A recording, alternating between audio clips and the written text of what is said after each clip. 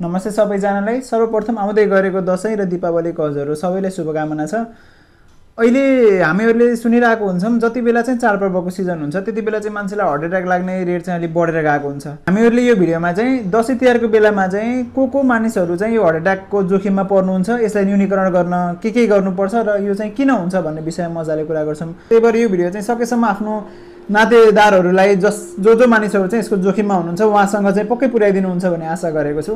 यो जोखिम भनेको नेपालमा मात्र नभइकन विश्वभर जस्तै चाडपर्वको बेलामा जताततै यो जोखिम बढ्छ। पहिलो कुरा भनेको मानिसहरूले दशैं तिहार आयो भनेपछि अलि बढी हेलचकाइ गर्नुहुन्छ के, जस्तै दशैं आयो आज चाडपर्व हो भन्ने तरिकाले उहाँले बोसोयुक्त खानेकुराहरू धेरै खानुहुन्छ, पेय पदार्थहरू धेरै खानुहुन्छ, धुम्रपानहरू अलि बढी गर्नुहुन्छ, जसको कारणले गर्दाखेरि चाहिँ उहाँको कोलेस्ट्रोल बढेको हुन्छ। नर्मल मान्छेहरूको यदि बढेको छ जोखिममा हुनुहुन्छ भने उहाँको कोलेस्ट्रोल अझ बढेर जान्छ अनि जुन रगतको नलीहरू हुन्छ त्यसलाई झन् साँगुरो बनाएर हार्ट एट्याक आउँछ। त्यही भएर हजुरहरूलाई चाडपर्व आएको हो तर हजुरको शरीरले चाहिँ त्यो थेक्न सक्दैन भने त्यो कुरा चाहिँ हजुरले थाहा पाउनुपर्छ।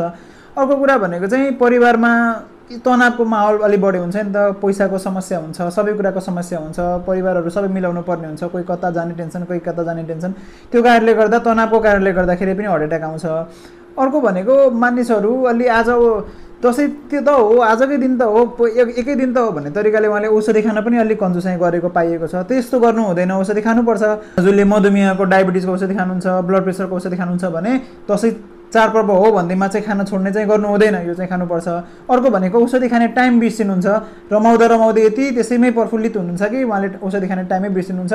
अनि कुनै बेला टाढाबाट जाने मान्छेहरूले पनि औषधि घरमा लान नपाएर औषधि खान नपाएर चाहिँ हार्ट एट्याक भएको चाहिँ रेटहरू अलिक बढेको छ। त्यो कारणले गर्दाखेरि हजुर अलिक कति टाढा जानुहुन्छ भने पहिले हजुरले आफ्नो औषधि चाहिँ चेक गर्नु होला। अर्को भनेको निद्राको कमी, जस्तै साथीभाइहरू जम्मा हुनुहुन्छ रमाइलो गर्नुपर्छ त्यो आफ्नो ठाउँमा छ, तर हजुरहरू यति रमाइलोमा लाग्नुहुन्छ कि राति 12-1-2 बजीसम्म कति दिन त अनिदो पनि जान्छ होला। यो रमाइलोको पल हो ठिक छ, तर हजुरको स्वास्थ्यभन्दा अगाडि केही कुरा पनि आउँदैन। त्यही भएर हजुरले चाहिँ स्वास्थ्यलाई चाहिँ सबभन्दा अगाडि राखेर पहिलो बेन्चमा राखेर अनि बल्ल पछाडि अरू सबै कुरा गर्नु होला।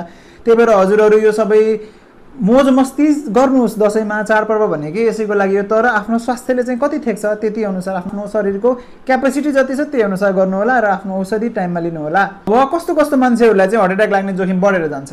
जसको उमेर 40 वर्ष कटिसकेको छ, उहाँको ब्लड प्रेसर बढी हाई भइरहेको छ अनि उहाँलाई चाहिँ मधुमेहको समस्या हुनसक्छ। यदि उहाँले चुरोट खानुहुन्छ, धुम्रपान गर्ने छ भने, अथवा चाहिँ रक्सी खाने बानी छ अनि उहाँ चाहिँ अलि मोटो हुनुहुन्छ, अरू नर्मली हुने भन्दा जुन हामीले मोटोपनको क्याटेगोरी गरेको छौँ उसमा पर्नुहुन्छ अनि उहाँको चाहिँ तनावपूर्ण स्थिति क्रिएट भइरहेको छ अनि उहाँकोमा चाहिँ अरू कुनै पनि मुटुको रोगहरू छ पहिला भन्दाखेरि चाहिँ, अनि उहाँको परिवारमा कसैलाई पहिला हार्ट एट्याक आएर मृत्यु भएको थियो अथवा हार्ट एट्याक आएको हिस्ट्री छ भने त्यति बेला चाहिँ यो मैले अघि भनेको मानिसहरू चाहिँ अलि जोखिममा पर्नुहुन्छ। त्यही भएर उहाँले चाहिँ सबभन्दा बढी ध्यान पुर्याउनु पर्यो। अब यसबाट बच्नको लागि के गर्ने भन्दा मेन कुरा भनेको औषधि छुटाउँदै नछुटाउने औषधि खान ख्याल गर्नुपर्छ।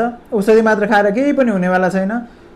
दशैं आएको छ ठिक छ, एक्सर्साइज मजाले गर्नुहोस्, अलिक बोसो भएको माछा मासुहरू कम खाने गर्नुहोस्, टाइममा सुत्ने गर्नुहोस्, आराम गर्ने गर्नुहोस्, खुसीको माहौल छ ठिक छ, तर यो कारणले गर्दाखेरि सधैँभरिलाई दुखी नहोस्। त्यही भएर हजुरले आफ्नो स्वास्थ्यलाई पनि ख्याल गर्नुहोस् भन्दै अन्तिममा पनि फेरि हजुरलाई विजया दशमीको धेरै शुभकामना भन्दै म बिदा हुन चाहन्छु। हस्त नमस्ते, धन्यवाद।